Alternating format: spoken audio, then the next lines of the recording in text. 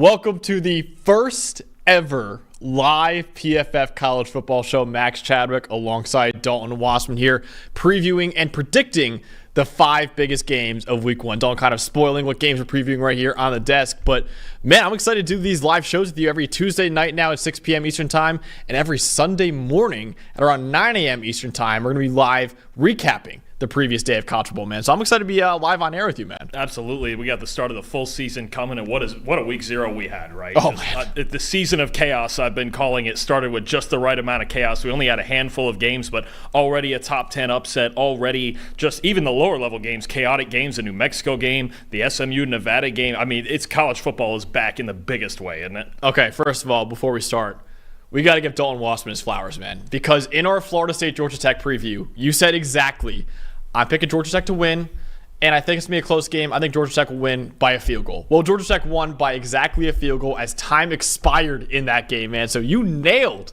that Florida State-Georgia Tech prediction, man. Congratulations. Absolutely. Look, first, stay hot. We'll see if we can go 5 for 5 today. But, no, I mean, look, Georgia Tech has an ascending offense. They showed that the second half of last year. They showed it again. And even when there was difficulties and they went down early, right, the first drive, it didn't look so good for them. But big credit to Tyler Santucci and their defense as well. Played a lot better than really at any point they had played last year. And honestly, people are going to look at Georgia Tech, they're this grinding, running team. But they had to be against Florida State. There's other games where they're going to be a huge threat because they like to go up-tempo and have Haynes King throw the ball as well. That was just where the game script took them. But, no, they played a great game, and honestly, we've got a lot to talk about with both Florida State and Georgia Tech moving forward, even before we get to week 1. Honestly, I wanted to say the one thing that didn't really surprise me in that game was the fact that Georgia Tech's offense was able to be so successful running the ball with that option game, right? Because we broke it down in our preview saying, hey, Florida State going east to west defensively, they have problems last year, and they had problems in this game as well.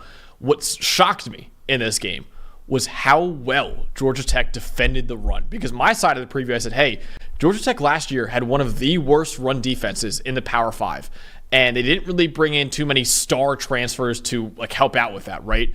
So my MVP of that game is the guy you just mentioned, Tyler Santucci, the new defensive coordinator for Georgia Tech, because, man, they were filling the gaps in the run game. They were playing run defense perfectly. It was like night and day compared to last year, man, and a lot of it was the same players from last year as well. So all the credit in the world to Tyler Santucci for stopping Florida State's run game. And when you do that, then all of a sudden DJ has to drop back and pass and win them the game, and he honestly couldn't do it for them that game. Yeah, no, and I mean, that's always been the thing with DJ Uiagalelei is he's comfortable in play action. He's comfortable when your team is ahead, and at Oregon State playing under center a lot, but can he bring you back when they're behind or in a tight game when you need those drop back situations to, when you need to be successful. So, Florida State's got a lot to look at going into next Monday and playing Boston College, who gave them a lot of problems last year, right? But it's a long season. One loss, in theory, shouldn't kill your season, but I think between Georgia Tech's ascent now maybe into an ACC contention and Florida State kind of coming down from the pack after losing all that talent last year, we've got a very interesting storyline already in the ACC. We absolutely do. And another really interesting storyline from the ACC on week 0, Dalton. SMU beating Nevada 29-24, man. They entered that game as 27.5-point favorites in that game. And they needed a last-minute touchdown from Preston Stone to win that game against Nevada. So, yes, the Georgia Tech upset was huge, top 10 team going down. But if SMU lost this game, and they almost did, that would have been way bigger of an upset. And honestly, looking at the point spread, 27.5-point favorites, that might have been the biggest upset of the entire season when you just look at the odds. Yeah, no, absolutely. Look, I believe SMU was the 7th highest graded team in the country last year, and Nevada was our lowest graded team in the entire country last year. Now, they brought in a whole new coaching staff, right, Yep. for the most part. It just wasn't supposed to go like that. And it felt to me early in the game like SMU kind of, I don't know if they took it for granted, just weren't ready to play. I know they were rotating Preston Stone and Kevin Jennings early in the game, even though it's pretty well established after the year he had last year that Stone is their quarterback. But it just looked like they weren't ready early, and then it just took them a long time to find their rhythm. But you lean into your star players, though, when it matters, right? You realize, okay, we're in a real football game now. It doesn't matter who's across from us. Preston Stone, R.J. Maryland with a huge second half to really save the day. I think think they should be better going forward, but it is something to keep an eye on. It absolutely is, man. So that would have been an unbelievable upset. It actually was funny enough. One of our social guys, who I love, Brandon Lee, who runs the PFF College Social, the very next morning, he scheduled it out. It wasn't his fault, but he scheduled out my sleeper teams in every conference. And my sleeper team in the ACC was the SMU Mustangs. I was like, oh boy, this doesn't look great right now after that kind of game. So fortunately, they won that game. I still like SMU to kind of figure it out, but man, they got to get rid of that 2-quarterback system, man. I hated the whole Preston Stone playing a couple series, Kevin Jennings coming in for a couple series. Like, dude, Preston Stone is a top 10 to 15 quarterback in the country. Let him be that for you. And yeah, he didn't start off great, but when it mattered, he made big time throw after big time throw. Finished with over an 80 grade in that game from PFF. So yeah, man, that was shocking. That to me was way more shocking than the Georgia Tech upset. I agree. Look, we're going to see a lot from all three of those teams we just mentioned, and we've got some huge stories moving forward into week 1 in the ACC. So it's going to be really, really interesting and a wide open race that at least we think it could be early on. And so, okay, so we'll start off with this. Florida State was going to be thought of as the favorite in the ACC. They were the highest ranked team. SMU was thought of as another favorite to maybe come out of the ACC. One of the other teams, Dalton, that is a favorite to come out of the ACC is that team right there over there. The Clemson Tigers going up against the Georgia Bulldogs. Number 1 Georgia against number 14 Clemson. Not a home game for Georgia, but it is in Atlanta, so it's kind of a home game for the Bulldogs. That is at noon Eastern time on ABC. And Dawn, really interesting storyline in this one is that we have a matchup of the only coaches in the country with multiple national championships. The guys right behind us right here, Kirby Smart and Dabo Swinney, they're the only coaches that currently have multiple national titles. Kirby Smart obviously won 2 at Georgia recently, 2 in the last, 3 years. Dabo Swinney won 2, a few years ago. And the only other coach in the country who has at least 1 national title to his name is the guy that we interviewed, Mack Brown, the current North Carolina head coach, who of course won his with Texas. But yeah, with Nick Saban retired, man, now, these two stand alone as the only coaches in the nation with multiple national titles. Absolutely, but they have very different states of their programs right now too. When you talk about, Georgia's won 2 of the last 3, right, and Dabo hasn't won one since, it's 2018 or 2020? The Lawrence freshman year. Yeah. So, 2018. Yeah. So, I mean, you're talking about a little bit different state. You still feel like Georgia's squarely in the national title picture, whereas Clemson has kind of fallen off a little bit, right, especially offensively since Trevor Lawrence left. So, you're really getting into a territory here where it's like Clemson is kind of verging on that line. Like, ACC contention is great and playoff contention is great, but they expect to win national titles. Absolutely. Yeah, Clemson, you mentioned it. Georgia's number 1 in the country. Clemson right now, number 14. This is their lowest preseason ranking in a decade, man. So it has been a long time since Clemson started the year this low in a preseason ranking after losing 4 games last year. So let's get into the matchups to watch, Dawn. And you had the Clemson offense against the Georgia defense in this game. What are you looking forward to on that side of the ball? Yeah, so I think it's really interesting when you go back and look, Clemson started 4-4 last year, and they had a lot of offensive struggles. But when you really watch them, a lot of times I find like, oh, here's one schematic thing they need to do better. Here's one, here's a couple of guys that need to play better, or a unit or something. They just need to just play better across the board. I know it sounds simple, but their offense ranked outside of the top 60 in every metric of grading that we had last season. Every single one. Passing, offensive line, rushing, receiving, everything. Just as a unit, they just couldn't consistently put it together, right? And I know they finished 9-4, but really good defense, really good turnover differential, didn't play a ton of elite offenses in the ACC. They just have to be better, right? And obviously it starts with the quarterback. It starts with Cade Klubnik. So you're talking about a guy with a 63.9 passing grade last year, former 5-star prospect. I know those are your favorite. 6.1 yards per attempt, near the bottom of the country, only a 2.3% big-time throw rate. And honestly, a lot of I think it was 19 turnover-worthy plays to 11 big-time throws.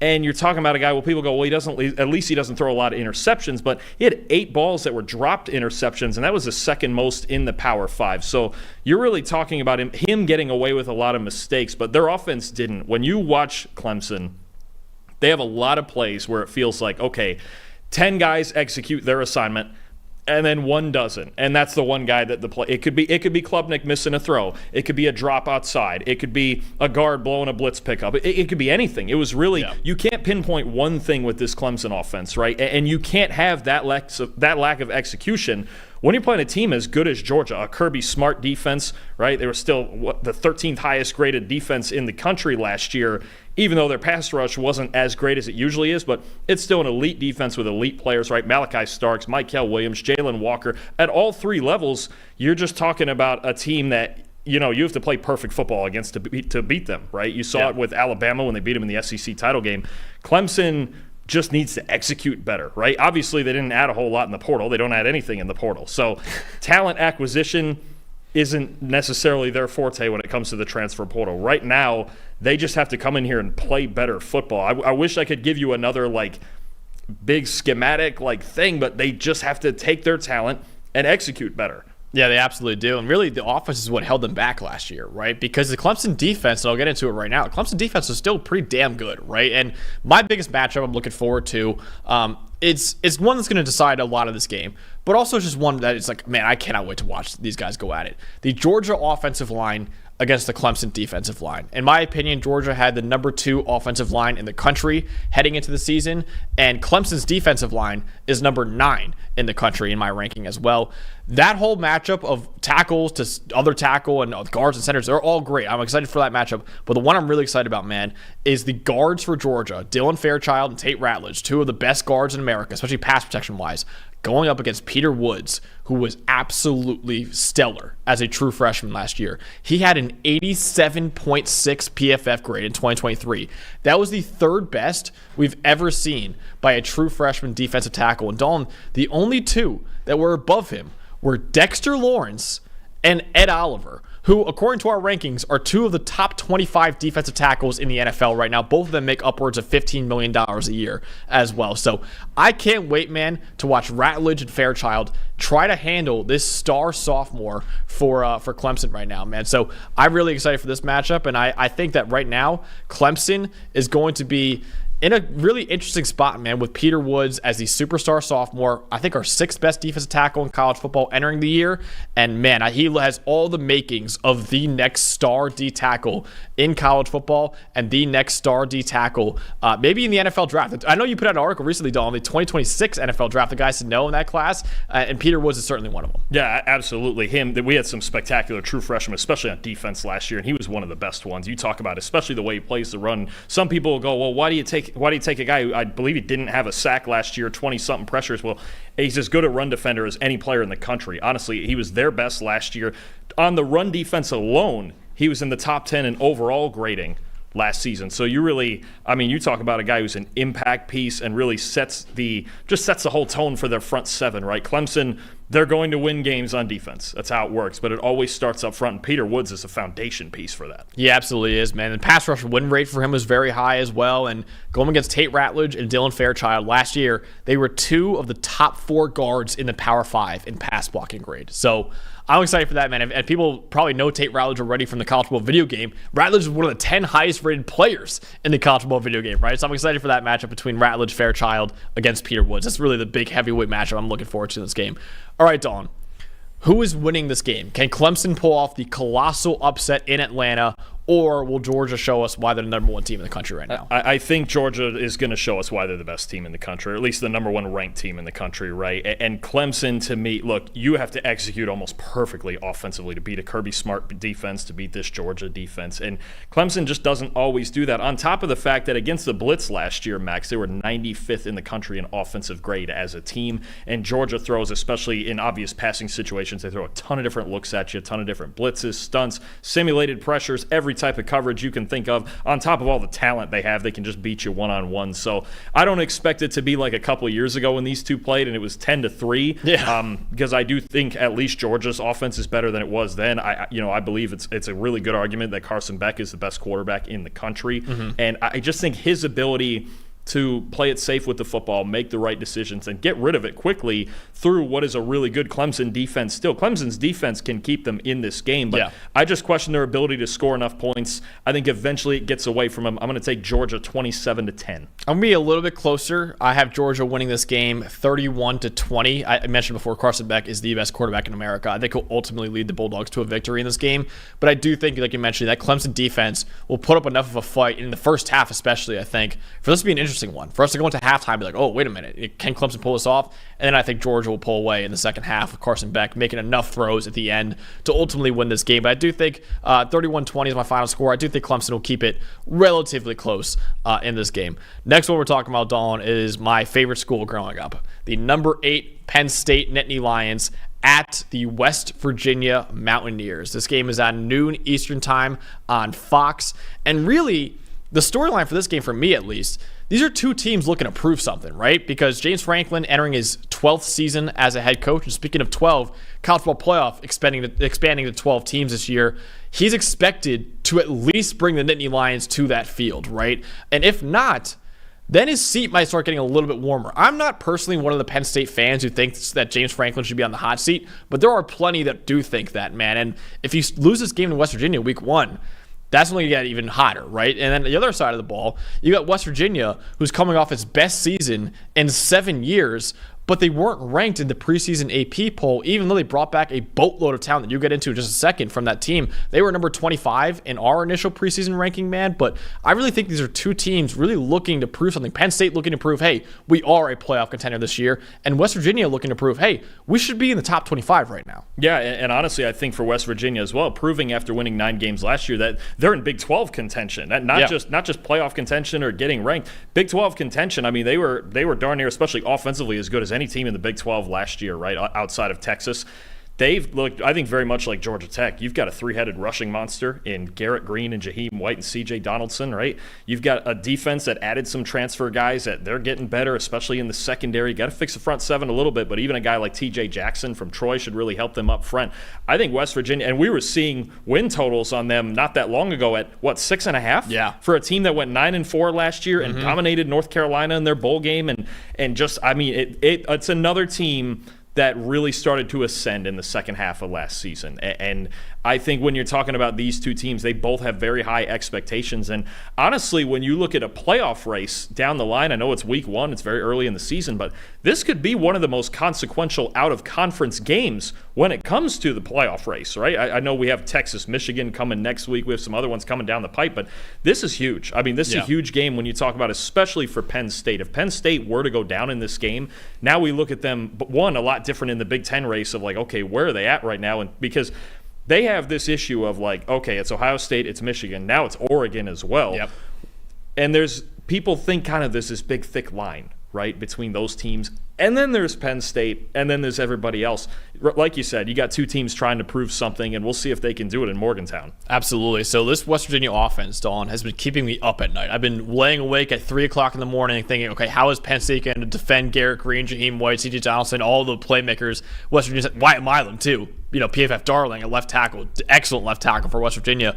So what is the matchup for West Virginia when they have the ball in this game? So what West Virginia can lean back on from last year's matchup, okay, is they were able to run the ball. They ran the ball well, and Jaheim White actually was the first game of the year as a true freshman, didn't actually play. It was really just Green and Donaldson running the ball, and the only team that ran for more yards on Penn State last year was Michigan. So when you're talking about being able to compete with Penn State, they have an elite front 7 every single year, right? They want to run the ball. They want to get to their play-action game, okay? So the one thing I'm looking for is where can West Virginia create more explosive plays? Because when you talk about Garrett Green, he throws down the field, right? He's led the country in big-time throw rate. They want to get over the top, and then they want to create explosive runs with their speed. They only had 3 plays in the game last year of 20-plus yards between these two teams, right? And that's just not how West Virginia operates. They don't usually slowly manufacture offense. They create explosive plays off play action. They have a lot of speed. Garrett Green's feet create a ton of plays for him. But it's hard to do against this Penn State front 7, guys like Abdul Carter who are really, really athletic. The other thing I'm looking at is West Virginia, that was a very clear theme in this game, especially in all of last year, struggling to beat man coverage, okay? And what you're talking about here is just they need receivers to step up. They need, I don't know if it's Hudson Clement, if it's Preston Fox, if it's transfer Jaden Bray. They need guys who can step up because they really struggled all the way around against man coverage, and even Garrett Green's passing numbers were way better against zone than man. You saw when Penn State went into press man and even a blitz look last year in this game, West Virginia just had nothing in their passing game. nothing. It just shut down. Zone, a little bit better. That's what Garrett Green can see, anticipates. He throws into windows well. But they need people who can separate against press coverage. Or if I'm Penn State, I would send blitzes all night. I would send blitz and press cover one and all of that stuff all night. Just keep challenging these receivers. Either one of two things will happen then. Either somebody on the outside is going to win for West Virginia, or they have to rely solely on the running game in the same fashion almost that Georgia Tech did against Florida State the other day. And even then, Haynes King had to make about 4 or 5 clutch throws, right? Yeah. I think it's a problem more so than the front. I think West Virginia, they've got a ton of experience on their offensive line. You mentioned Wyatt Milam. I think they can pass protect in this game. But can the receivers separate? Right from and who knows? We don't know what Tom Allen yet is going to bring that Manny Diaz maybe brought differently last year. But I can guarantee you they're going to look at last year's tape and go, we can cover these guys one-on-one. Let's put the heat on Green. Let's make him throw through man coverage and see who can get open. It reminds me, Manny Diaz is gone now, right? Manny Diaz is now a Duke head coach, but that's the defense he ran, right? He blitzed basically more than anyone else in college football. So Tom Allen, the new Penn State defensive coordinator coming in, formerly the Indiana head coach, I'm excited to see if he can do that as well. So I think that's a really interesting matchup is that Penn State, I'm with you, man. Just get after Garrett Green. I will say, though, Garrett Green last year had the lowest pressure to sack conversion rate in college football. He did an excellent job. Whenever he was pressured, he did not get sacked, man. He got rid of that football or he got out of there and made a play with his legs, which he often did. He's normally going to run when he's pressured. If you send those looks, and it's fine. Look, mobile quarterbacks running against man coverage, I'm all for it. We see Josh Allen and Lamar Jackson and those guys, even Patrick Mahomes do it all the time. They get a man coverage look and they just want to take off and run, cool, because everybody's back's turned. Green in the past has shown that he's going to run. I do question if he is going to throw through the blitz a little bit more and if anybody can get open in those scenarios. Absolutely. So my matchup I'm looking for is really just a generic Penn State one. It's will this arrival of we mentioned before, Tom Allen, new D coordinator for Penn State. They also have a new offensive coordinator, and Andy Kotelnicki coming in from Kansas. Will he be enough to fix the supporting cast for Drew Aller? Because you and I have been preaching this from the rooftops, man. Drew Aller was not the problem with Penn State's offense last year, no matter what people want to lead you to believe, man. A lot of the blame was put on his shoulders. He had an 86.3 PFF grade last year, top 20 mark in the nation. Rarely put the ball in harm's way. Now, I will say, one of the reasons why his turnover-worthy play rate was so low is also because they never threw the ball downfield. He had the second lowest deep pass attempt rate in college football, which is horrible considering this guy, even in that West Virginia game last year, he made a throw, like a sidearm throw, like 40 yards downfield, right in the money. And it's like, dude, this guy has an NFL arm, and you're not throwing the ball downfield. It's as if I was playing quarterback, man. I can only throw the ball 20 yards downfield, right? So that's a big reason why they fired Mike Yurcich in November of last season, before it was even over. And you look at the grading, man. Penn State last year was 81st in receiving grade and 58th in pass blocking grade, even with 3 NFL offensive linemen on that offensive line, man. You look at what Andy Kotelnicki did, though, and why I'm a little bit optimistic about this offense this year. They really schemed open a lot. Kansas didn't overwhelm teams with talent, but they still had the 5th best offense in terms of EPA per play in the country, and only LSU, Oregon, and Georgia had higher EPA per play marks than Kansas. LSU, Oregon, and Georgia all had absolute freaking superstars. Carson Beck, Bo Nix, Jaden Daniels. Those are the quarterbacks of those teams. I'm not saying Jalen Daniels is not a great quarterback. He barely even played last year, right? Our guy, Jason Bean, was playing for most of those snaps, but they were really efficient, man. And also, Kansas, 3rd best receiving grade in the country, only behind Washington and Oregon. Don, can you name a single Kansas receiver from last year, like off the top of your head, man?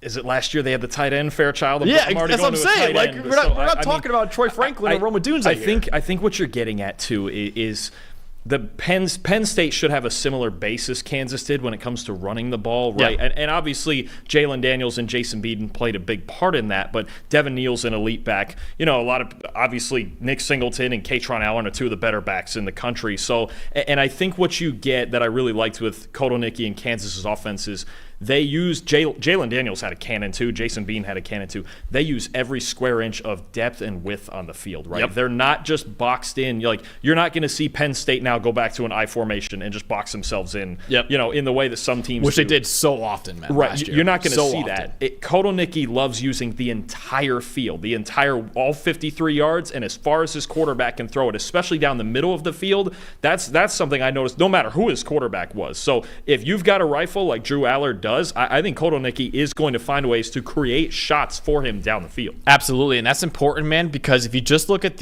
what they have on the depth chart right now, you would still be pessimistic, right? They lose Olu Fashanu, they lose 2 other NFL offensive linemen. You lose your top 2 wide receivers in Keandre Lambert-Smith, who went to Auburn, and Dante Cephas, who went to Kansas State, to the transfer portal as well. So you look at that, and they bring in Julian Fleming, who I'm a little excited by, but we'll see. It's year 5 now for Julian Fleming, I believe. So we'll see what he can do as a former top 5 overall recruit.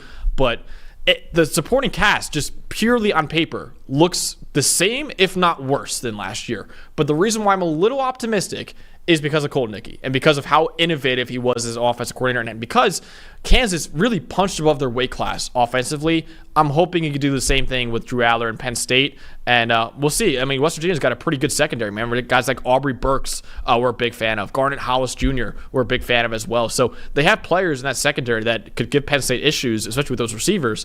But I'm looking forward most to seeing how Kotelnicki does in this game against West Virginia. No, absolutely. And it's a team that he didn't get to see last year. So it's even new if you think, Kansas maybe played Westphal last year. They didn't. So it's not familiar territory for them. But you're right. Westphal's secondary can absolutely keep them in this game. And we'll see how they play in the trenches against Penn State's run game. Absolutely. So, Dalton, are you going to break my heart right now and pick West Virginia to win this game? Or do you think my Nittany Lions start off the season 1-0? I will tell you this was the hardest game of the 5 for me to pick. There's a lot of variables. West Virginia, look, last year when Garrett Green played in this game, it was his 3rd career start. Jaheim White did not play in this game. It was his 1st career college game as a true freshman. There's a lot of variables. Andy Kotelnicki is a huge variable in this game and what he's done with Drew Aller and this offense. It just came down to me. I think Garrett Green, I have to see him manufacture more often and hit some of the easy throws. His high-end throws are as good as any player in the country. Yeah. Like, he can just do things that a lot of other quarterbacks can't do. But it's the down-to-down consistency, right? Sometimes just taking and hitting that 6-yard throw that keeps you on schedule, because Penn State just doesn't give up explosive plays. And I don't think West Virginia is going to find a whole lot more. I think if there's one thing Penn State is going to do is make them manufacture offense. I think it's going to be a really tight game. Do I think it's possible? Here's what I do think. If West Virginia were to win this game, Garrett Green is going to find himself on NFL radars immediately for beating a defense like that. I do have Penn State winning 27-23. I think West Virginia's offense has to be almost perfect because it's still an excellent front 7, right? Abdul Carter, Dennis Sutton. They've got great linebackers. You've got Kevin Winston on the back end, right? I still feel like Penn State's defense has enough in them just to slide by in this game. I think it's going to be a lot tighter than it was last year. And it was tight last year through the first 2.5, 3 quarters, and then Penn State pulled away. Their defense, West Virginia just didn't find enough answers, and they weren't the team in week 1 last year that they were in the end of the season, which is why I think this game will be a lot closer. But Penn State's defense just has them escaping with a win in Morgantown. I'm with you. I have 30-24 Penn State winning this game. I think what's going to happen is West Virginia's going to come off offensively. Penn State's going to be like, what's going on right now? Right? They're going to be a little thrown off by that. They give them a scare early, go into halftime, maybe even up at halftime. Then I think the Penn State defense settles in. I think Kotelnicki draws some better things up in the second half, and Penn State pulls away for the victory. But I think it'll take some time. I think Kotelnicki and Aller take some time to get in rhythm, and then once the second half gets going, then we start to see the offense open up a little bit. So I got Penn State winning a very close one, but I'm with you, man. I think this is a razor thin game, and I know it's a top 10 team in the country against an unranked team. I would not be surprised at all. We already saw it once. We've already seen it once. It's not new. It's already not new. It's a new season, but it's already not a new concept. And because you nailed that one, I'm so grateful that you did not pick West Virginia to win this game, because I would have been very nervous. It's the one of these 5 I'm the most worried about, if that helps your calmness there. I don't. No, actually, that's the opposite. It makes me feel way worse about it, honestly. Yeah, it's entirely possible for Westphal to win that game for sure. Very fair. So one that we're going to move on to now, the 3:30 game that we're talking about in this one is number 19 Miami against Florida, at Florida in the Swamp, 3:30 p.m. Eastern time on ABC. And Dalton, the big storyline of this game is that these are two coaches right behind us right here. They need this win badly, man. Both these coaches are kind of entering their third seasons at their respective programs on the hot seat. Mario Cristobal has a 12-13 record at Miami, the worst two-season stretch for the Hurricanes in 15 years. Billy Napier is 11-14 in his first 2 years at Florida. That's Florida's worst two-year stretch since the 1970s, man. So both these guys are entering year 3 on the hot seat right now. Miami's in a better spot, right? Miami's got an elite portal class coming in. I picked them to win the ACC. You picked them to make the college football playoff.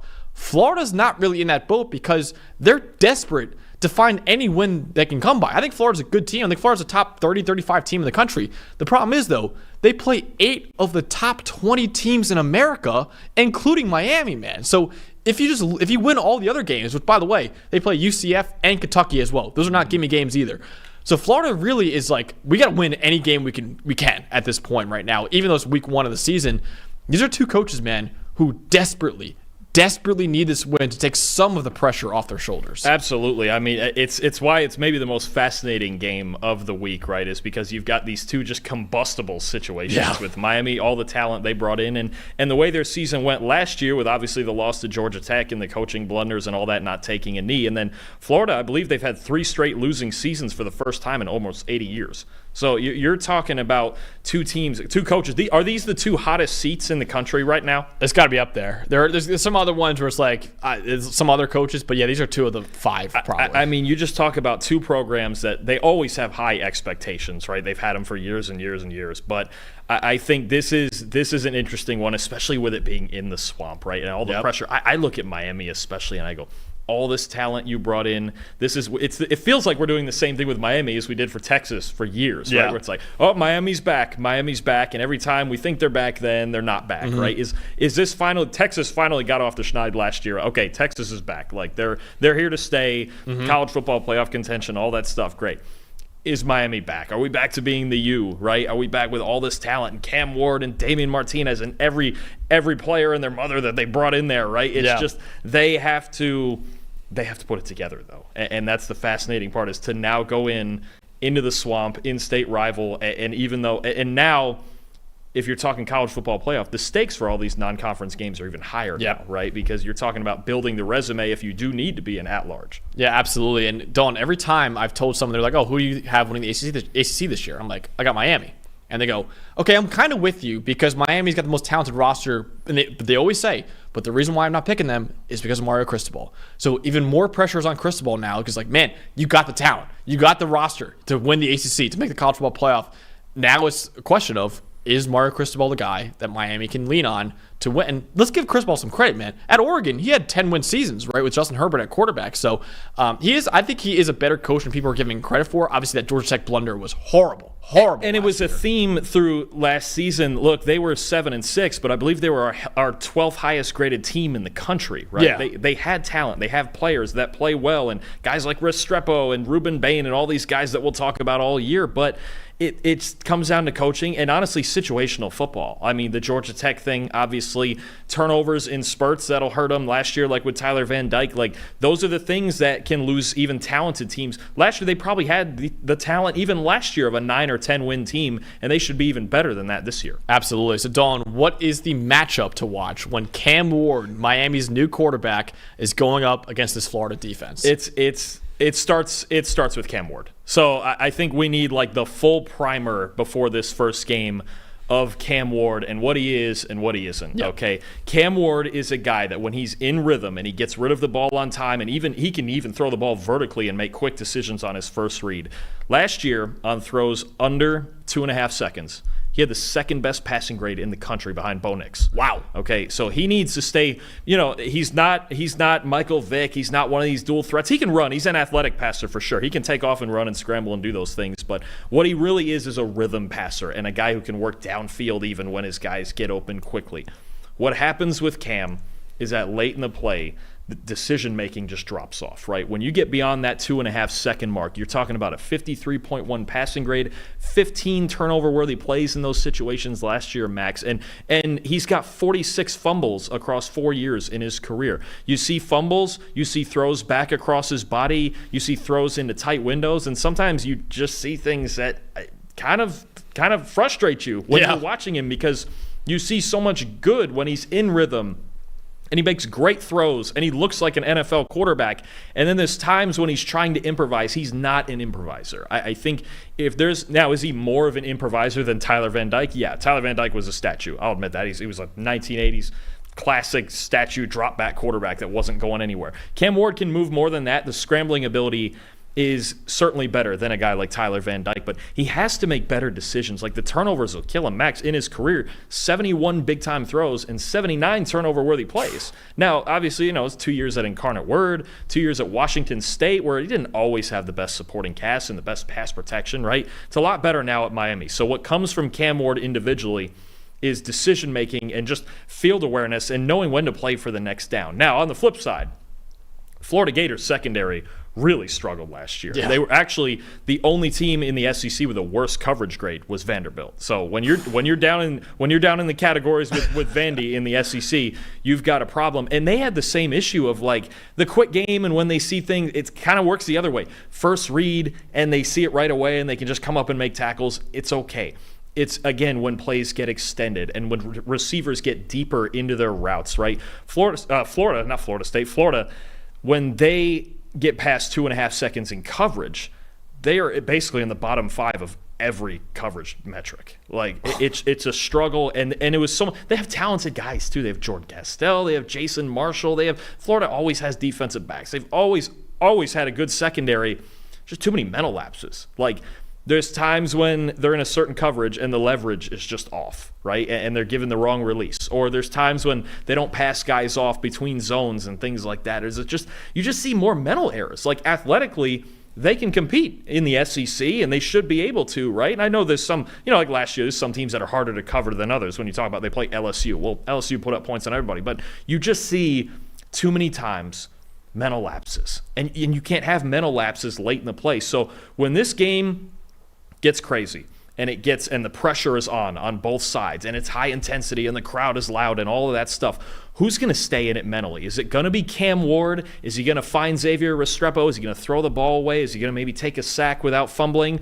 Or is it going to be the Gators where, are we going to, okay, somebody snuck behind us and we're giving up a 70-yard touchdown? Or just these mental errors on both sides are so fascinating to me, because it feels like we're going to watch this game on Saturday, and every play that goes beyond 3 seconds, I'm going to be just cringing on both sides, because I have no idea. It's that part that I have no idea what's going to happen on either side of the ball. So just for reference, Dalton and I, after the Saturday games, or actually during the Saturday night games after the Georgia Tech and Florida State game, we came into the office, watched the game in PFF offices, had a great time doing that. Came back, we actually went to your apartment, and we were watching the rest of the games, and then we actually turned on the tape to preview, to work on this preview. And I remember, Dalton, you're at your desk, and you're watching Cam Ward 2.5+ second plays. And the amount of times you're like, what the hell were you doing out there? And then what you did after that, you went to Florida 2.5+ seconds. And I heard the same exact phrase over and over, man. So I'm excited. It's frustrating because they're both more talented than that. And so much, especially playing quarterback and even in coverage, when you talk about having to communicate things, it's about decision making. And those two things were not always the best, especially it's under pressure, right? Like, Can we just make Cam Ward hold the ball and just wait for him to do just something wild? Because it's in there, right? It's the part that worries me the most for Miami in this game is the turnover battle. Because if there's one thing, and you're about to get to it, that Graham Mertz doesn't do, he doesn't turn the ball over. Yep. He might not give you the highest ceiling of any guy in the country, but he doesn't turn the ball over. I have serious questions. Those are going to be the plays when things break down. Is Cam Ward going to turn the ball over? Or is the Gators secondary going to give up the touchdowns and Miami pulls away? Yeah, absolutely, man. I just thought it was so funny listening. I wasn't even watching with you because I was working on my own stuff, and listening to you go through that was so funny to me, man. So I'm excited for that matchup. It's a roller coaster. it's like we're gonna be tripping on acid watching that, man. It's gonna be a lot of fun. That'd be pretty funny. Florida, though, I think offensively, they got talent, man. They got talent. Graham Mertz, you mentioned before. He's a top 5 quarterback prospect in the draft, according to our lead draft analyst, Trevor Sycamore. Their offensive line, which we'll get into in just a second, is very strong as well. Top 10 offensive line in the country for me. Good receiving core. I like Eugene Wilson. I like some of the other weapons they have there. Montrell Johnson. I know Trevor Etienne's gone. He's at Georgia now, the team we just talked about. But Montrell Johnson is still a pretty damn good running back as well, right? What I'm really looking forward to in this game is the same thing as Clemson, Georgia. Florida's offensive line against Miami's defensive line. Last year, Florida had the 8th highest graded offensive line in the Power 5, and they returned 3 starters to that unit, including one of the nation's best centers in Jake Slaughter. However, their best defensive line that they're going to play all year is in week 1 against Miami right now. Miami, number 3 defensive line in the country, in my opinion, only behind Ohio State and Michigan, 2 teams that Florida will not be playing unless they make the college football playoff somehow. And all of a sudden, Billy Napier gets a lifetime contract if he does that, honestly. He would win Coach of the Year if he took this team with this schedule to the playoffs. He absolutely would. He absolutely would. But Miami, man, that defensive line, number 3 in the country, deepest edge room in college football. That's why they're this good, man. Ruben Bain Jr., 89.3 pass rushing grade in 2023 as a true freshman. That is the second best we've ever seen by a Power 5 true freshman. Number 1, Myles freaking Garrett, the reigning NFL Defensive Player of the Year in his freshman year at Texas A&M. Opposite of him is Tyler Barron, who finally settled on a school after committing to God knows how many in the transfer portal this past offseason. Former Tennessee edge Tyler Barron, 6th among SEC edges last year with 41 pressures. Elijah Alston, also transferring in from Marshall. He was the 3rd highest graded edge rusher in college football last year with a 91.3 grade. So you got those 3 guys, and also Akeem Mesidor, who only played in 2 games last year due to a foot injury, but the year before had an 87.2 grade, which was 5th among all Power 5 edges, man. So your backups were some of the highest graded edges in the country when they were out there, man. So it was absolutely ludicrous, the depth and the star power Miami has in that edge room. And not only that, man, they got some good defensive tackles as well in Simeon Barrow, C.J. Clark, and Marley Cook too. So I like Florida's offensive line. I think it's a really solid unit. But this Miami defensive line, man, we mentioned how good they are offensively. This Miami defensive line is the best part of this team, and they're going to have to get after Graham Mertz because, like you mentioned, man, Graham Mertz is not going to put the ball in harm's way. And I think there's ever a weakness on Miami, it's that secondary. The secondary is solid. It's not terrible. It's solid. But I think that Florida receiving core could take advantage of it a little bit if this Miami defensive line doesn't get enough pressure on Graham Mertz. Yeah, I agree with that. And the pass rush on Mertz is going to be a big thing if you can get to him quickly because he wants to get rid of the ball quickly. And there's not much improvisation, I should say, to Mertz's game. He's going to be in the pocket. You know where he's going to be. He doesn't move a whole lot. I think for Florida, it's always a thing, and in Billy Napier's offense, even at Louisiana, it was always a thing where they want to run the ball first. If they can get to running the ball, and against a defensive line like this, I would think about picking up the tempo. If we have success running the ball, pick up the tempo. Try to gas these guys out, especially down there. It's still blazing hot down there in Florida. Try to gas these guys out because for me, if I had that many horses on a defensive line, I wouldn't blitz at all. No, you don't need to. I would only send 4. You just don't have to, right? Even the interior rushers, they got just so many guys that you just mentioned that are especially really good pass rushers. So I think Florida has to have balance. They're going to want to get rid of the ball quickly anyway. It's what they do. The problem is if they get behind schedule, when they get in those 3rd and 8s and 3rd and 10s, and they don't have time to just throw slants or they have to work their way downfield, are they going to have enough time to do it, right? And it's a great matchup in the trenches that you've highlighted here because it's going to be, I think we're going to talk about this in a lot of the Miami games that we do. Yes. It's going to be, we're going to feel like we're just saying the same things over and over where it's like, how in the world do you pass protect against this team with this much talent? Yeah. And I know usually we're talking about SEC and Big Ten defensive lines and things like that. This defensive line has as much talent as any team in the country. And if you can't, to me, I've been saying it's the unit to watch in the ACC because there's enough talent there to take over games. Yeah. And if they take over this game, it's going to be a huge problem for the Gators. It absolutely will be, man. So, which of these coaches, Dalton, will get that coveted win over a rival that they so desperately need and start the season off 1-0? Will it be Mario Cristobal in Miami and start that journey to the ACC title? Or will Billy Napier kind of shock the world and make us all recalibrate our thoughts on Florida? This is rough. I have to do a show with Trevor Sycamore the next 2 days.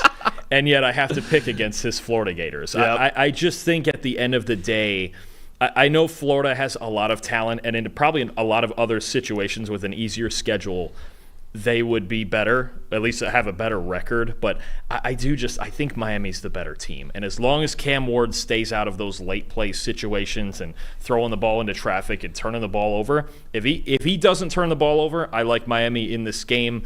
34-27, I have the Hurricanes. And I think the one guy to me that sticks out, the more that I watched the Gators in the secondary, they got a new defensive backs coach, which helps them, or it should help them. We'll find out on Saturday. Xavier Restrepo's a star. Yeah. I think he's going to be the best player on the field. I do. I think he doesn't have the biggest traits. He's not a big guy. He's not a particularly fast guy. I would bet even he might just run a 4.5 when he goes out there to the combine next year. But I don't know that there's a receiver in the country with a higher football IQ than Xavier Restrepo. We've talked about this before. His understanding of routes and coverages and releases and all of that stuff. And he's one of the best. You're somebody who pointed this out to me. He's one of the best receivers in the country at – the term, I guess, is making himself available in those late play situations. And I think if I'm Cam Ward, I just find him. Just find number 7. If you're rolling out somewhere, if you're breaking the pocket, find number 7. I think Restrepo will be the best player on the field in this game. I've got the Hurricanes by a touchdown. That is exactly when we were watching that tape, man. I was like, dude, that is so valuable for Cam Ward. Because Cam Ward, you mentioned before, how he likes to bail out of there and just launch it somewhere. If he's got a wide open receiver, and Xavier Restrepo does an excellent job of coming back to the football and finding the football, then I think that's going to be really valuable for this offense. I'm with you. I actually think exactly Miami's going to win by touchdown just like you, but I have it 31-24 in this game. I think Miami in the trenches on both sides is going to win this game. Defensive line and the Miami offensive line is really good too. And that Florida defensive line, losing Prince Monmiel, that's a huge, huge loss, man. So I think Miami is going to win the trenches on both sides. And I think Cam Ward, Xavier Restrepo, the other Miami receivers that got there are also really good. They'll take advantage of a vulnerable Florida secondary that we just talked about before. So both of us have Miami winning by a touchdown in this game. Dawn, the big night game on Saturday. Number 7 Notre Dame at number 20 Texas A&M, 7:30 p.m. Eastern Time on ABC. The storyline for this one, man, writes itself. You got the 2 Duke leaders from last year going head-to-head in this game. So Duke's not playing in this game, but their presence is surely going to be felt, man, because you got Mike Elko taking over for Jimbo Fisher, who was fired in a record buyout last year. So Mike Elko is the new head coach for Texas A&M. He will be going up against the quarterback that he coached for 2 years at Duke in Riley Leonard, who transferred to Notre Dame. So you got the Duke head coach from last year on one side, the Duke quarterback from last year on the other side. I'm really excited, man, because if there's anyone in the country who knows how to defend Riley Leonard, it's the guy who freaking coached him for 2 years, man. Absolutely, and there's a ton of pressure on both of these quarterbacks in both these situations. But Leonard's situation is so fascinating because it's really kind of the same thing we saw with Sam Hartman last year, right, in Notre Dame, where it's like, we're going to bring in an ACC quarterback. Is he going to be the guy that takes us over the top? Now, obviously, a little bit easier to do that in a 12-team playoff than a 4-teamer, but it's a very similar situation. Leonard's a really good athlete, former basketball player, can operate very well in the quick game. Last year was dealing with some injuries, especially through the second half of the year, and then eventually was just knocked out in the Florida State game. Of course, ironically, hurt his ankle at the very end of their loss to Notre Dame last year, because that's just how these things work. But no, I mean, he's got a lot of talent. He does. And you're talking about a guy who's also got a lot of pressure on him, right? Anytime you're Notre Dame's quarterback, it's going to be like that. But this year especially, Notre Dame has legitimate playoff expectations, and a lot. They're replacing a lot of other pieces on their offense. They absolutely are, man. And they were number 6 in our ranking entering the year. So we even have them higher than number 7 in the AP poll right now, man. But he's not the only quarterback who's under the spotlight in this game, Dawn. Connor Wegman, who is the number 1 quarterback in the 2025 NFL Draft, according to Trevor Sikkema, going up against his Notre Dame defense. What should we be looking out for in that matchup? I just want to see how he returns from this injury. He only played, 3.5 games last year. He had broke his foot, and then it was out for the rest of the year. He showed us a lot of great stuff early in the year, albeit against softer opponents, and a solid game against Miami that Miami beat them. But what you look for in Wegman is over the middle is kind of his sweet spot, right? He just loves ripping fastballs down the middle of the field. He's the ex-baseball player. Sometimes you can see the baseball player in his mechanics, and he just, Trevor loves him because he throws over that intermediate middle of the field. There's not many quarterbacks, if any, that throw a 15-yard in route better than Connor Wegman. Like, there's just a certain sweet spot. Now, He started to show us some things outside the numbers last year, but the one question for me with Weigman is just facing this incredibly talented defense. I've got talented guys at all three levels, right? So I think for me, with Texas A&M and Weigman and their offense, when you're attacking Notre Dame, they're going to test them in the slot, okay? And Notre Dame, out last year, they had Benjamin Morrison, who's an incredible player, and they had Cam Hart, who got drafted, right? When you try to throw outside to Notre Dame's outside corners, not happening. Yep. Just no way, no, lights out. You're not throwing to the outside. Fourth best outside corner grade in the country last year in coverage, okay? When you throw it, anybody lined up in the slot, their slot coverage grade was 66th. That's where you want to win, right? And you look at Texas A&M and the way their offense operates, and even last year when you talk about whether it's Weigman or it was Max Johnson, right? When they tried to throw to the outside, 37th in receiving grade, okay? To the slots, second best in the country. Wow. Second best receiving grade in the country throwing to the slot for Texas A&M. So that's the matchup I'm looking for, and a couple of new guys I'm looking for Notre Dame. They got a couple of transfers to try to fill this up. Jordan Clark from Arizona State and Rod Hurd from Northwestern. These are two guys I'm focusing on. I'm not sure which one's going to start in the slot. We'll probably see them both. I believe Hurd had the second most slot snaps in the country last year behind Sebastian Castro. He's really good. Mm-hmm. These are the two guys I'm looking at. And you know, another story for A&M, they lost Aniyah Smith to the draft, too. Right. The Eagles drafted him, and he was the biggest part of that. So who wins that area in the middle of the field? Who wins that area in the slot? Because if a single target, any target that goes towards Ben Morrison, I need like a written explanation. Honestly, I'm like, this is not where we're trying to attack. Yeah. And you know, there's also everything that goes into it too, the pass protection with Cross and Mills in the middle and Jack Kaiser at linebacker, and then Xavier Watts, the nation's leader in interceptions, sneaking back there. But that's where A&M's going to want to attack. That's a little bit last year where Notre Dame was at least softer, but this is a great defense. And you know what? If they fill that hole in the slot, I'm not exactly sure how you score on Notre Dame. I don't either, man, because I really like Rod Hurd. That's a huge pickup for Notre Dame in the transfer portal. So I think that was a great pickup. And yeah, it's been interesting, man. My matchup on the other side of the ball is obviously Notre Dame offensively against Texas A&M's defense. And it's the same thing we just talked about at the Open. What does Mike Elko do to throw off Riley Leonard? Because we mentioned before, coached him for 2 years, and Mike Elko comes from a defensive background as well. So he comes from a defensive mind, and he knows, hey, I've seen this in practice for 2 years. I know how to defend this guy. So Riley Leonard, really the breakdown of him, his best attribute is his mobility. He has an 87.2 rushing grade over the last 2 years. That's tied for fourth among Power 5 quarterbacks. 1,164 rushing yards in that span is eighth. Keep in mind, he missed some time with injuries as well. So really good rusher. I think Mike Elko, what he might do in this game, and I think what he would be smart to do in this game, have someone spy Riley Leonard all night. Torian York, a really good linebacker, sophomore linebacker they have. Just have him follow Riley Leonard. Maybe don't blitz him, just follow him, right? I think that'd be really smart. Other thing, too, sit back in coverage, man. Riley Leonard, over the last 2 years, is 14th among 100 Power 5 quarterbacks against the blitz. 57th when there isn't a blitz. And you broke this down in your scouting report of him. 15 of his 20 big-time throws over the last 2 years have come against single coverage. So when he sees a one-on-one matchup, he's going to take it and sometimes make a really good throw out of it. So I think Texas A&M in this game, don't blitz, sit back, make Riley Leonard beat you with his arm, and don't let him beat you with his legs. And the Aggies have a really good defensive line, man, including Nick Scorton coming in, the number one edge in the 2025 NFL Draft, according to Trevor Sikkema. And you look at Notre Dame's offensive line, Joe Alt is gone. Blake Fisher is gone. They lost another starter as well. And they just announced, we might have seen this in our true freshman video, Anthony Knapp starting as a true freshman at left freaking tackle, man. If I'm A&M, I am putting Scorton on that side of the field all night and saying, all right, kid, show me what you got against one of the best in the country. A&M does not have to blitz in this game. Send 4, drop everyone else back, and have Torian York or one of your other speedy linebackers just spy Riley Leonard all night.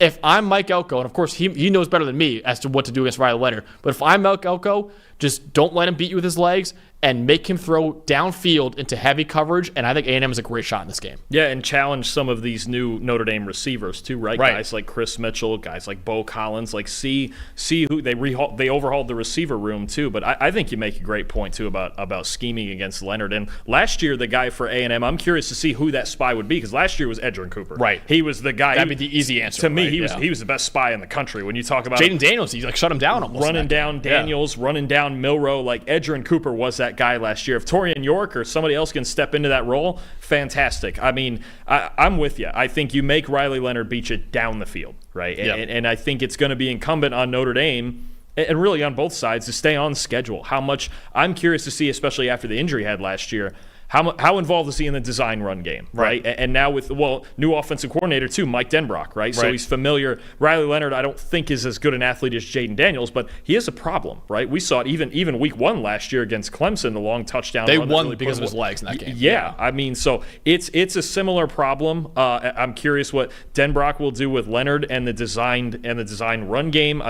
You mentioned Nick Scorton too. What an animal! I mean, to have a true freshman across from him, that's a dangerous proposition. This is going to be a fist fight, and a new right tackle on the other side too. Yeah, I mean, and a new center for that matter. Yeah.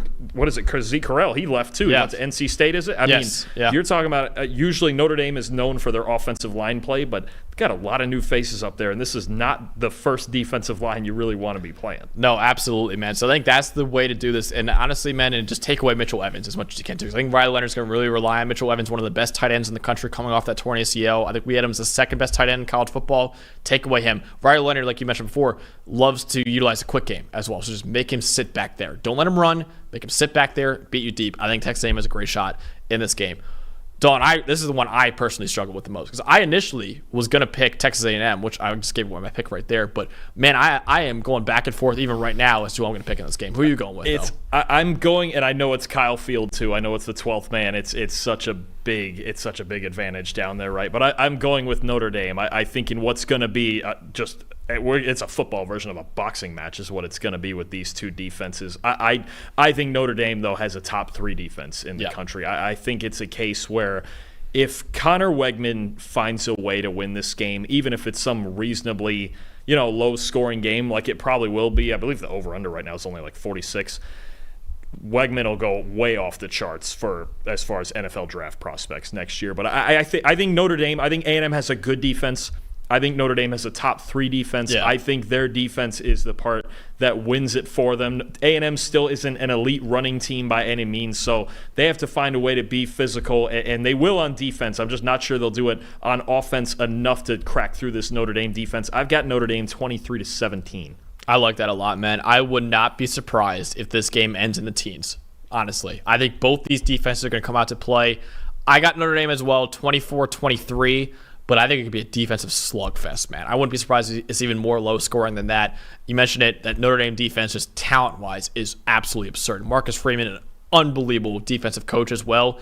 And then A&M's defense, also really good. But the reason why I'm even higher on them in this game, at least, is because, again, Mike Elko against Riley Leonard. Like, he knows what to do against that guy. So I think it could be a very low-scoring game, but still a very, very exciting back-and-forth game at the same time. So we both got Notre Dame in this game, but I am going back and forth, man. And I don't necessarily agree with Texas A&M being favored, but I can at least somewhat understand why, right? The home environment, the Leonard against Elko. Like, I understand the thinking behind it, but I'm not there. And it's just week 1. I mean, we're going to see. We've already seen games where it's just like, oh, right, it's the first game of the year. We're just going to see some buffoonery, honestly. I mean, it's to have a week 1 game in that stadium of that magnitude is nuts. And a lot of, I would say, more newness Notre Dame side than Texas A&M. Yep. A&M's bringing guys back. Nick Scorton's new, but a lot of new, especially offensively for Notre Dame, a lot of newness on that side of the ball. So that I at least understand that. But final game we're previewing, Dawn, is the Sunday night game that we got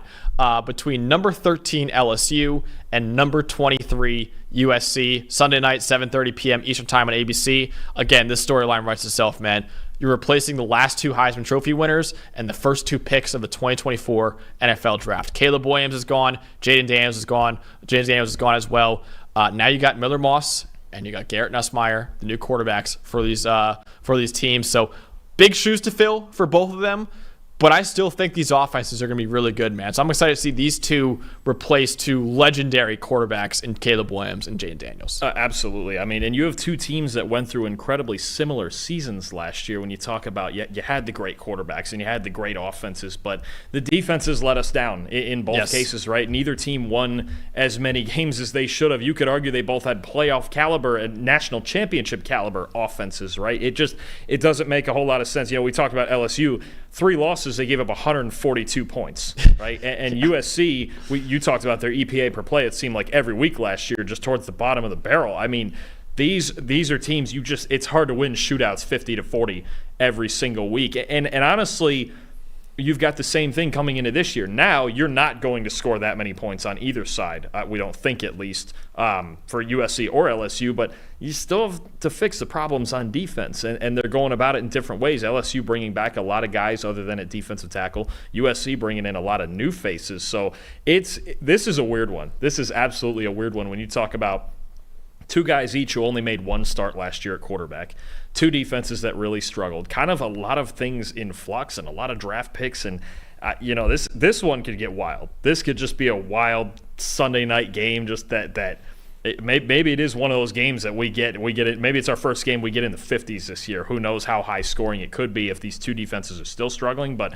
they're 2 teams that went through very similar seasons last year, and I think going into this year kind of have a very similar feel to them as well. Absolutely. So USC at least try to make a lot of acquisitions, new coordinator, new players on the defensive side of the ball. Will it be enough to stop this new look LSU offense, though? We're going to find out the hard way, right? But they did bring in a lot of talented guys, right? You've got new safety Akili Arnold from Oregon State. Kamari Ramsey and John Humphrey come over with DeAnton Lynn, their new defensive coordinator from UCLA. Greedy Vance was a solid corner and an excellent Florida State secondary. Added some pieces up front too. Nate Clifton, Gavin Meyer. They're just trying to collect talent because they did lose some talent too. You talk about Damani Jackson left. Kalen Bullock got drafted. Solomon Byrd, their best pass rusher, got drafted.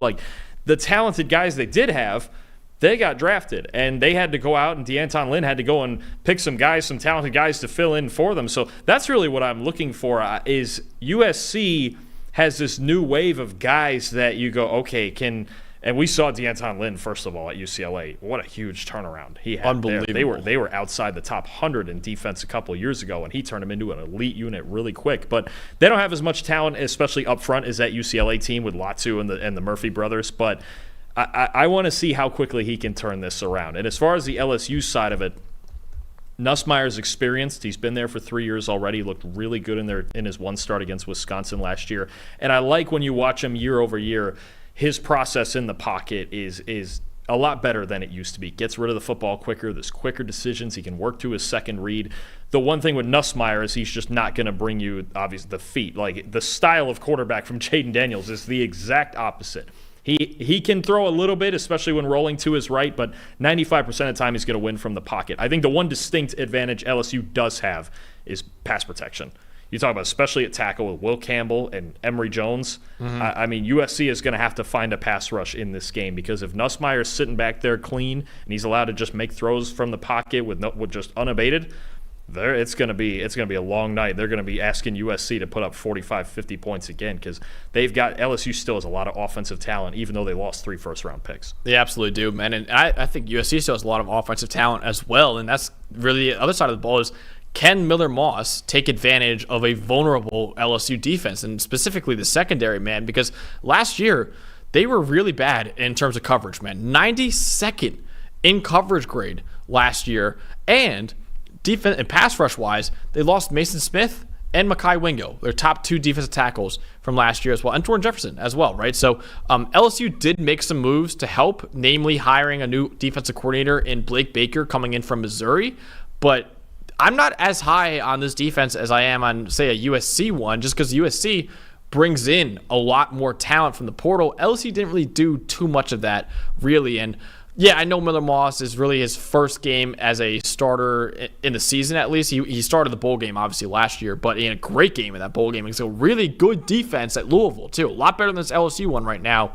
And I think there's an opportunity here for Miller Moss and Lincoln Riley to flex their muscles, man. Lincoln Riley has had a top 10 offense in terms of EPA per play in the Power 5 ever since he became the Oklahoma offensive coordinator in 2015, man. We're talking about like 9 seasons in a row of a top 10 offense, no matter who is playing quarterback for him. So I understand Caleb Williams has gone the number 1 overall pick, but man, every single year he finds a new one, right? Baker Mayfield, then you got Kyler Murray, then you go to Jalen Hurts, then you go to Spencer Rattler, then you go to Caleb Williams. Now you got Miller Moss. I'm not going to say he's going to be an NFL quarterback like all of those other guys. Maybe he will be.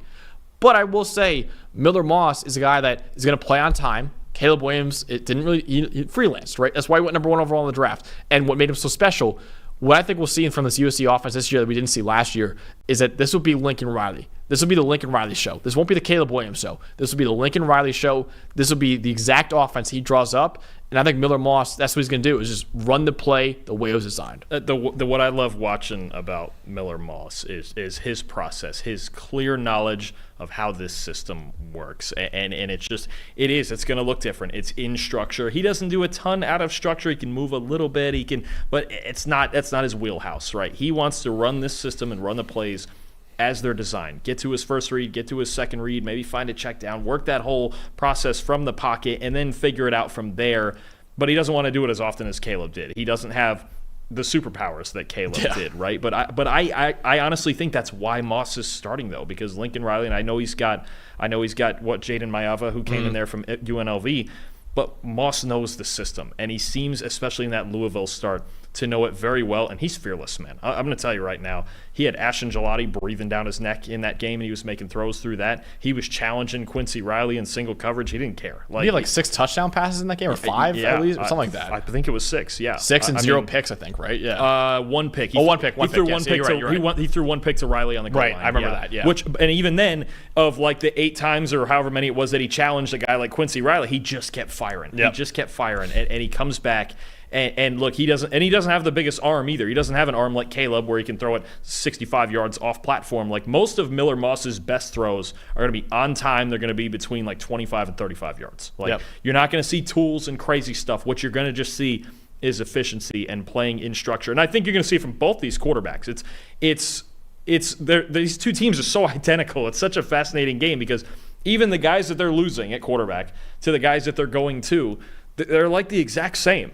They really are. And we're just going to find out in this game, like, okay, who's just better on this night because the situations are so similar. Dude, honestly, and I tweeted this out, and you mentioned it too, is like usually there's a quarterback every year in the draft that comes out of nowhere. Zach Wilson, Kenny Pickett, Jaden Daniels last year. Who will be this year? It could be either of these guys or both of them. Either of them, because you can tell that Nussmeier is a coach's son, right? Doug Nussmeier. You can tell he's a coach's son. You can tell Moss has come up under Lincoln Riley the last 3 years and just learned how that system works and learned how coverages work and all that. You can tell just what they've been taught and the pedigree in their play, even though they've only played a small sample. And I think that's why, honestly, we both have a lot of confidence in both of them to succeed, is because they just get it. Like, I don't know how else to put it. Nussmeier's got a better arm, I would say, than Moss does, but they both just understand the game. And I understand Malik Neighbors and Brian Thomas Jr. gone, and USC lost Taj Washington and some other guys too. Oh, there's still weapons. But, dude, Zachariah Branch, CJ Daniels, there's still Kyron Lacey, Deuce Robinson in USC. I was going to get to Deuce Robinson. Woo! Yeah. They're for USC, they're younger weapons for sure. And I think bringing in Woody Marks from Mississippi State helps a lot. Yeah. I think there is an element, for as much as we're going to talk about quarterbacks, and these two guys are going to get talked about all night, who can run the ball. Right, yep. USC's run defense last year was awful, to say the least. And LSU, you've got two teams also where it's like we don't have quarterback run game anymore. So now we have to just hand it off and just win up front. Now you have to like LSU's offensive line's chances that you have Campbell and Jones. You should be able to run the ball. But who is going to run the ball in this game? How much balance is it? There's so many like fascinating schematic things that could come out of this game. That I mean, it's wild, and there are two teams that it's a real tone-setting game. It's like they're just so similar that you could argue by the end of the week it might be the most fascinating game of the whole week. Also, LSU new offensive coordinator as well, right? Because Dan Brock is gone too, so I'm excited to see what Joe Sloan does as the new offensive coordinator. I think it's an internal promotion for them, but still, it's gonna be interesting to see what he could do in this game against Lincoln Riley. Right, that's as tough as it gets for when you're going head to head with Lincoln Riley. That's tough as your first game as an OC, man. But Dalton, ultimately, LSU's favorite in this game, man. But who are you going with to win this Sunday night game? I think in a matchup of very similar teams, I like what USC did in the portal, adding veterans to their defense. And LSU is pretty much just going in with the same group of guys they had last year and hoping it just gets better internally and improves internally, and they just play better than they did last year. I'm gonna take D'Anton Lynn and that crew to make enough stops. It's probably gonna be a high-scoring game. It could be higher scoring than I have it. I have it USC 35 and LSU 27. Okay. I think we could see a lot more points than that. If this game got in the 40s both ways, I wouldn't be that shocked at all. But I think USC made the right hire for their defensive coordinator.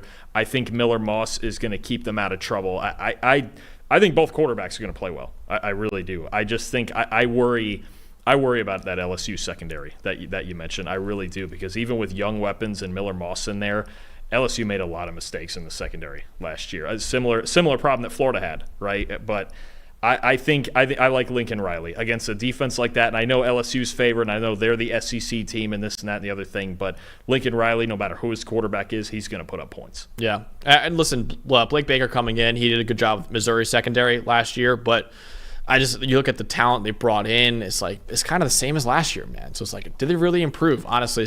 And another thing we talk about a lot is how many times is Harold Perkins going to rush the passer? Yeah.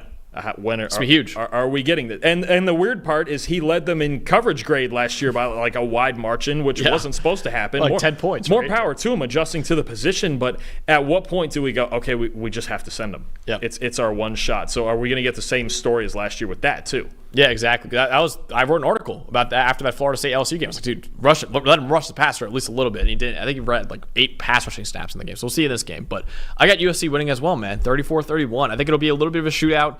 I just trust Lincoln Riley and Miller Moss against this LSU defense more than Nussmeier against an improved USC defense. I can tell you I'm pretty confident they're going to be improved.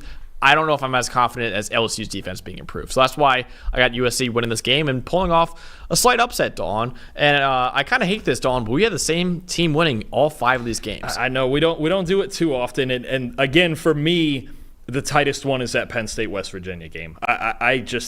There's just something about it. It's like that's going to be a wicked environment in Morgantown. Do you want to switch just to get one on the board or no? I'm not. All right. I'm ahead 1 already. I'll stay ahead 1 Fair. for now, and that'll just be the one that I know if Westphal wins, I'm going to be kicking myself. You're right. Okay, so you are ahead right now. You're 1-0 on the season. I'm 0-1. We're actually going to play a game now, Dawn, where we're really going to be putting our knowledge to the test here. We're going to be picking a team to win as an upset, as an underdog.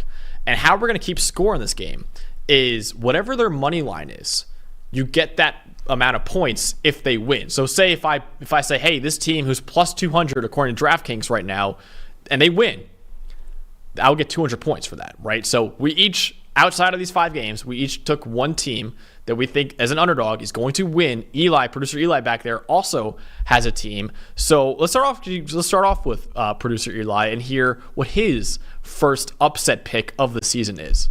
Well, so my pick is probably not as founded in stats as you guys.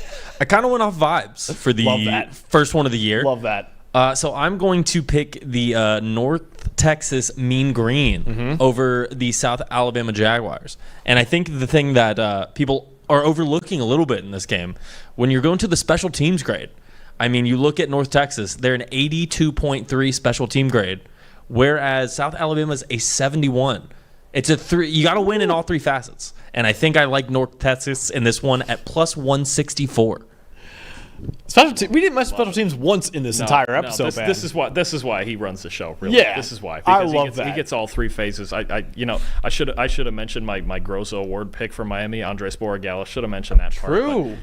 But, maybe the best kicker in the country. Of course, we saw what kicking could do in that Florida State game too, didn't we? That's going to be a theme in these close games. But no, I don't hate that at all. That was one that was on my list. Chandler Morris coming in there from TCU down in North. North. He was supposed to be the guy to take over at TCU, and he had some injuries last year and couldn't get off the ground, right, with all his injuries, and then Josh Hoover takes over at TCU. So that's an interesting story down there at North Texas for sure. Speaking of TCU, real quick, this is completely off topic, but that was pretty funny. Did you see that the Chargers cut Max Duggan?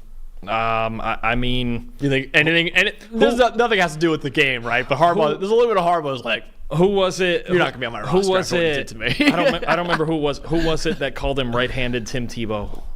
Was that you? No, it wasn't. I heard it from somewhere I kind of else. love it, but I just thought it was funny. Jim Harbaugh, who lost him in the playoff. Oh, you know what? Okay, now I get it. I didn't think of it that way. Yeah. Oh, I thought of that. I was like, that's pretty boy. funny. He got extra tired of seeing Duggan throw to Quentin Johnston. Is that what it was? Yeah, good point. Oh, you can't boy. cook Quentin Johnston yet, right? So he's probably No, there's a little more money involved in that. Yeah. Okay. Yeah. Eli, by the way, 164. That's by far the biggest out of all of us. He's taking the biggest long shot this week. So if he hits, he's up no matter what. That's a fun pick. That was definitely on my list. I like that one. All right, Don. Who is your upset pick of the week? I have a tight one and one that I've noticed the money line odds, and this has gotten closer to even in the last week or two. I think as we've been talking about them, I've got UNLV going into Houston and winning. I think, and look, UNLV, they haven't announced their starting quarterback yet. It seems that they're going to hold that information until game day, but I'm pretty sure they're leaning towards Matt Sluka, the transfer from Holy Cross, who's a guy I've been hyping up lately. He's a wicked dual threat. He's got FBS wins in his career while he was at Holy Cross. He had a game last year. He ran for 330 yards and had, I think, another 80-yard touchdown that was called back due to penalty. So,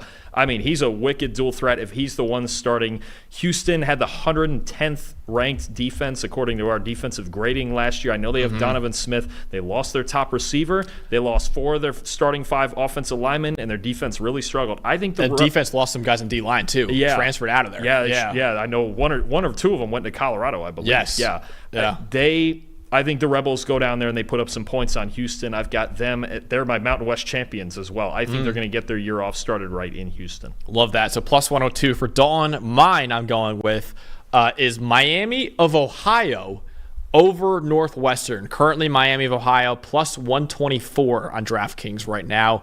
And I like the Red Hawks a lot, man. That defense last year was absolutely elite. One of the 15 best in the country in terms of EPA per play last year. And they brought back 8 of the 13 defensive players who played at least 300 snaps last year, right? So really good defense last year that brought back a ton of key players.